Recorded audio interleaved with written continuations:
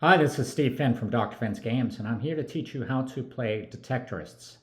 This is one of 8 games in Dr. Finn's book of 2-player strategy and word games, coming to Kickstarter in late February of 2026.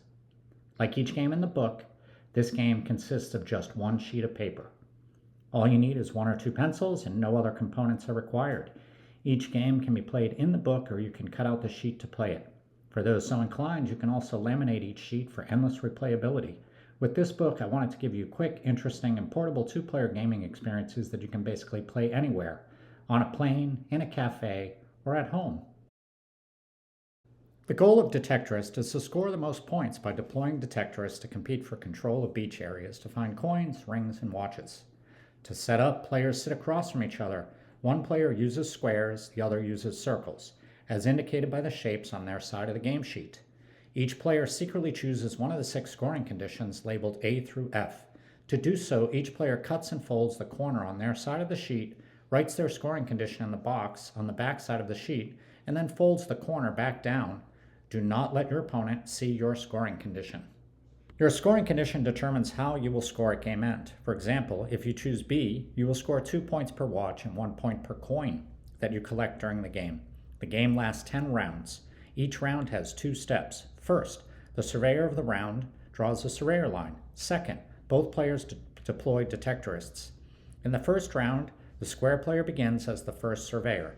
After both steps, the next round begins, and the other player becomes the surveyor. The grid begins as one large area, and the surveyor draws one straight line from following the dotted lines on the board to create smaller areas. The very first line of the game must start at the outer edge of the grid and go straight across to the opposite edge, either horizontally or vertically. All future lines must start from an existing surveyor line or from the edge of the board, and they continue straight until they hit another line or edge. Lines may never cross. Every area created by a new line must contain at least 1 bucket. If an area has only 1 bucket, it cannot be divided again. As an example, the first player could draw a surveyor line like this, and would then move to step 2, where both players deploy Detectorists. In step 2, the player who is not the surveyor goes first.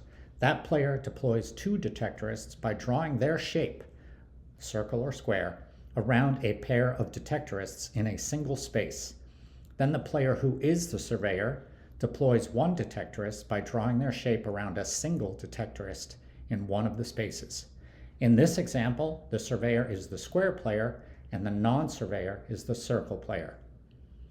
Any available Detectorists may be deployed. They do not need to be in areas created by the newly drawn line. Once both players have deployed their Detectorists, the round ends.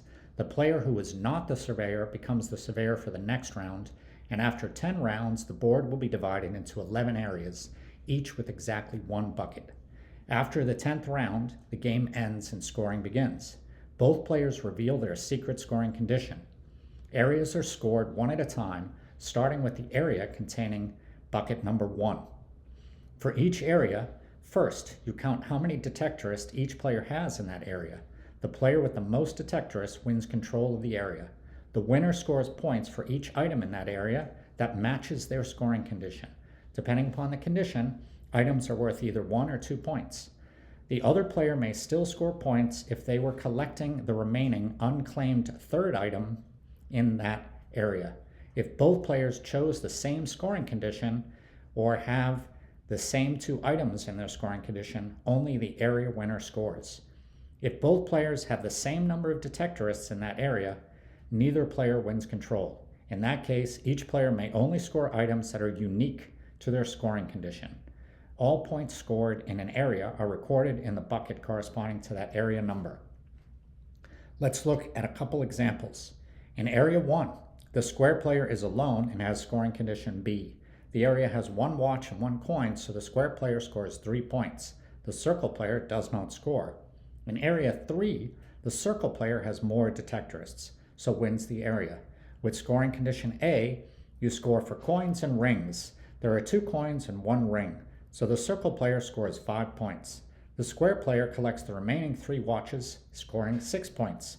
All areas are scored in this manner, and the player with the highest total wins. If there is a tie, Compare bucket scores one by one from bucket 1 to bucket 11. Whoever has the higher score in more buckets wins. If it is still tied, play again. That's how you play Detectorists. If you are watching this in February of 2026, keep a lookout for the Kickstarter campaign that will launch on February 23rd. If you are watching this after the Kickstarter campaign, the book should be available on Amazon starting in April of 2026.